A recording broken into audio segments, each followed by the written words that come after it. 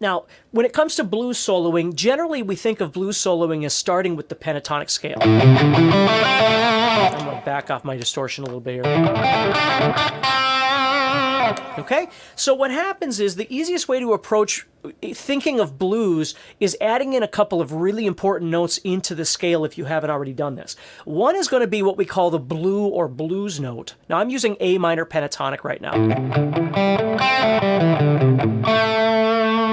Okay, now when you play that scale though, the pentatonic is a wonderful and very useful, very economical scale that you can use in a lot of different situations, but really it's when you start adding some notes to that scale that it starts developing some color. And then of course it's the way that you approach playing.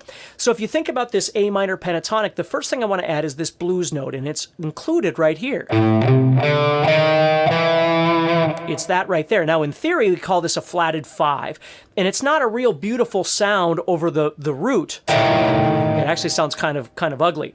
But it's a great note to resolve forward or backward. So when I play,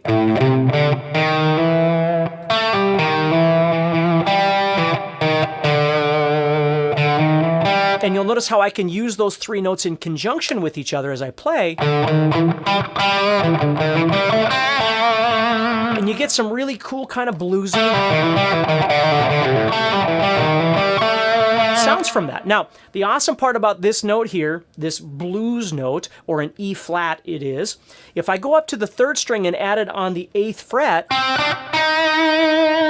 it's the same note, just 1 octave higher. But you get a lot of those kind of slash Joe Perry kind of licks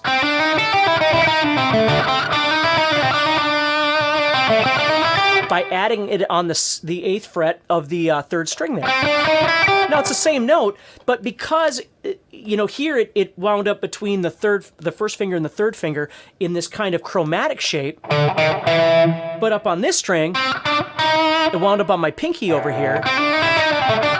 So this is really important for a guitar player.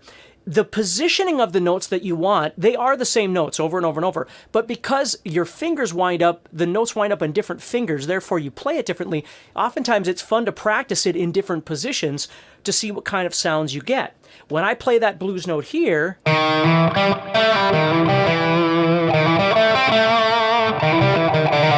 I'll probably approach it that way, but if I play it up here, then I get these kind of bigger sort of, if you think of the solo for, Walk This Way or something like that, you really hear that blues note in there. It's a very common thing, but that's a really great note to start with if you've never done that before, and it's fairly easy to put in. And just remember that it's not a note that you want to try and emphasize. You don't want to land on it over the A, but you want to use it as what we call a passing tone or a passing note. We're leaving it going somewhere, and then it resolves. And it sounds really, really nice. Okay.